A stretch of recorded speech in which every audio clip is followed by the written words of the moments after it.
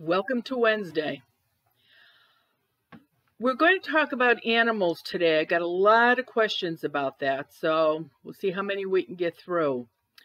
Mary Ann, we had a tragic electrical fire in our house, and if it wasn't for our dog Fetch, an English setter, we all would be dead.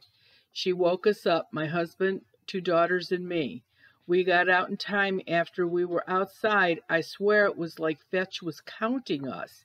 She came up to each of us and then ran back and put her nose on us and then ran back into the house, even though it was burning. Our son Tommy was at a friend's house overnight.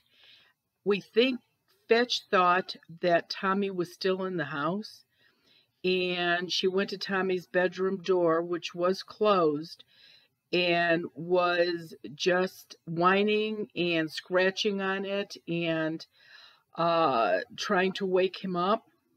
And of course he wasn't there, and unfortunately she died from smoke inhalation. She scratched that door up so bad. She had never ever done that before. I'm writing or asking, is it possible she hasn't crossed over? We still catch glimpses of her out of the corner of our eyes. We can hear her toenails clicking on the tile in the kitchen. She loved to go to the top of the steps and drop her tennis ball down and then run down real fast and bring it back up and do it all over again. We can actually hear a ball dropping on the steps, bouncing on the steps as it's coming down. There's a bell on the back door that she would ring when she had to go outside, and sometimes we still hear it ringing. I've heard you say if you dream about somebody that has died that they're where they're supposed to be. I hope that means animals also. Yes, it does. It's been almost 2 years and none of us has had a dream of Fetch yet. What's really strange, anytime we light the fireplace or build a bonfire outside just to, have s'mores, even the barbecue grill, if it flares up when grilling something, we have all heard her cry and whine. It's like she doesn't want us to be anywhere, around any kind of flames. Do you think it's Fetch? Yeah, I would have to say it is. I'm sad that she hasn't crossed over and that she's still so anxious about fires. I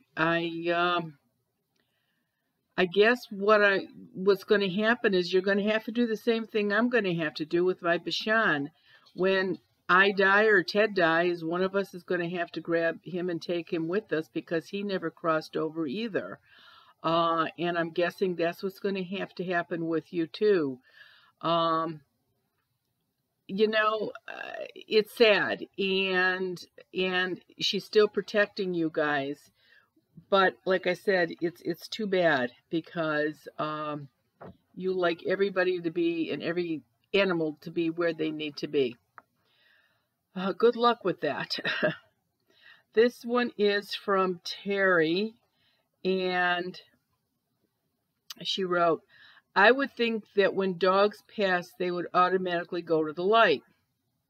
However, 2 weeks after Lady passed last year, my massage therapist burst into tears and told me that Lady was on my left shoulder protecting me. She never came across anything like this before. Is Lady attached to me? And if so, why would she feel the need to protect me? And the hallway in our house seems to be very thinly veiled. Both my husband and I and our 2 dogs have seen shadows that felt the presence of others. And of course, we're pretty sure, based on the behavior of our dogs, that we do have a resident spirit. Sometimes it takes time to actually dream of an animal. Good 6 months for sure. And I have to admit, most animals do go to the light. I don't know I guess if you really have something in your house, an earthbound spirit, that could be a reason why she didn't cross over, again, protecting you. Terry, the only way I would know for sure is if you got on a Zoom or gave me a call, and let's see if Lady is there, or if, and if you actually do have any spirits in the house. This one is from Hannah. I have lived in my current home almost all my life except a few weeks that I went to college. I never experienced any paranormal activity when I was younger. I moved back into the home in 2009 with my first competition dog, Lexi. Activity started when I moved back into the house, and it has increased over the years as we have added more dogs and began showing and driving into the sport of purebred dogs. Our dogs have been getting shut in the bathroom, in the hallway. I have always felt like whoever is here is a very playful spirit. We are just curious who it may be. This is interesting, Hannah. Years ago when I had, as I like to call it, my real life, I had a grooming shop for years and years and years. We also showed dogs in confirmation. And Ted did the showing. I did the grooming, but it was very, very interesting. I was surprised, not so much ghost dogs, but handlers that had died and previous owners that had died. I even ran across a judge that we had shown under, all earthbound. I guess this sport, when it gets to you, it actually gets to you. And I saw a lady in one of the purebred rings, and the judge had made her pick down to about 4 dogs. And the one that I thought for sure was going to win, all of a sudden, this earthbound spirit came out of the crowd and walked over to that dog and sort of poked at her, sort of goosed her. She just flipped around, which she ended up not winning. So they can have some effect on showing. And I don't like the idea of them locking the dogs in the bathroom. Or, I don't mess with kids or animals. Like I said many times, it just makes me crazy. So I would do a couple of things. And it's interesting because it's not so much that I saw the people, any dogs in confirmation, but I did see earthbound spirits in obedience. But I think because they like to work. And so they were still running, going through the tunnels and jumping over everything. They were having a grand time. I don't know who they belong to, but they were having a great time. My suggestion to you is, before you put the dogs in their crates in the car or however you're transporting them, smudge the inside of the vehicle so that if anybody's attached to them, they will not, they won't come with you to the show. As for the actual show, of course you can't burn a smudge stick there. Somebody would kick you out for sure. But think about it, and I know it's hard because certain collars and certain leads you have to use. But if you have a quince seed on you, no earthbound spirit is going to be able to get around the dog that you're showing, as long as you're doing the showing. If you've got a handler showing the dog, then I guess you're going to have to let the handler hold the seed. But that would be the only way. It's like, sometimes you just think everything's rigged. Okay, this one is from Janet. I recently moved into a new home, and my 6-year-old dog is going berserk. He has not had to be crated since he was 1, but now he has to be. I was told that there was a ghost of a military German shepherd plus 2 other spirits in the house. I have burnt sage twice in my home as instructed, but my dog will not settle down. I need to know if they're gone. I can leave my dog at my sister's house out of the crate and he acts normal. I would be curious to know whoever told you that this was a military shepherd knew that. I mean, a German shepherd is a German shepherd, unless it had some kind of a vest or something on it that said it was a military dog. Military dogs are so attached to their owners or their handlers. I would find it very hard unless the dog was attached to a handler that was killed, you know, in Iraq or something, and the dog was killed too and came home with them.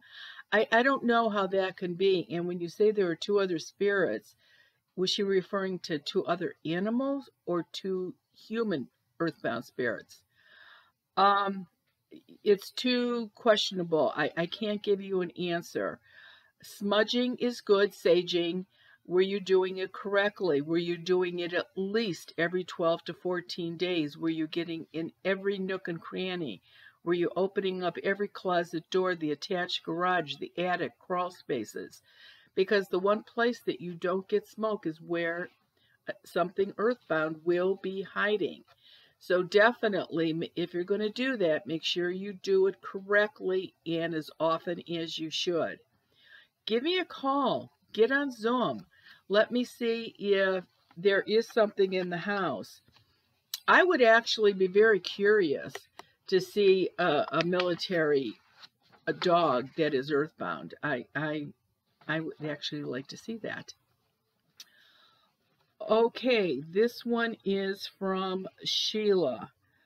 I have 3 small dogs, and 2 of them have been acting strangely for around 2 weeks. Scout, a 7-year-old Maltese, is particularly disturbed. Normally, he's bouncy, happy-go-lucky little boy that is bothered by nothing. But lately, he's been hiding in the basement and shakes with fear when I carry him back upstairs. Let me stop here and tell you that if you have an earthbound spirit in the house and it is being mean to your animals, they will be afraid. They will not go upstairs or downstairs or out without somebody or without you. So the only way that he'll stay upstairs is when I hold him next to me. He sounds like he's really scared. I have time to sit down with him at night when he does settle down, when he's right next to me like he's in my skin. He does sleep in my bedroom with me. And yesterday, as I was baking some cookies, he yelped for no apparent reason. I did take him to the vet. Vet checked him out. She couldn't find nothing wrong. He's eating and doing everything else normally, so it's probably not a medical problem. Second dog is Lucy, and she is a 10-year-old Yorkie. She's too old to race around the house, but has done so a few times in the last couple of days also, like she's running from something. Both of them will go out and potty, but neither one of them want to come back in the house, no matter if it's raining or snowy or cold, and they really never want to go out if the weather is bad. But now I can't get them back in. My husband also mentioned that he thought he had a glimpse of something a few times in the past few weeks, but he didn't mention it until we started talking about spirits because he didn't want anyone to think he was nuts. Welcome to my world. I don't know what's going on here, but the dogs are driving us crazy, and I'd sure like to get to the bottom of it. Sheila, it sounds like something came in recently, and that's why they're afraid. The good thing is, It obviously hasn't been there very long, so if you really get a smudge stick and start saging and smudging the house every 2 weeks for about 3 times, I'm going to guess whoever is there will leave, because they don't like that. And again, they haven't been there very long. I definitely have more dog questions, but we're at the end here. So next week, I think it's going to be a combination of more about animals, and I have still a bunch of questions about children too. So I think that's what we're going to do next week. I want to just say real fast, if anybody is interested in the Zoom, the next one is on June 11th. That one may be filled, but the next one is on Monday, June 21st. For those of you that are Coast to Coast fans, I will be on with George on the 26th of June. And it's interesting because that's a full moon. It's also a lunar eclipse. So the calls that come in should be very interesting with George's audience. It's the 26th of May. Oh, I'm sorry. It's the 26th of May that's this month I'm on Coast to Coast, not June. Ugh. Gosh, and the Mercury retrograde doesn't even start to the end of this month.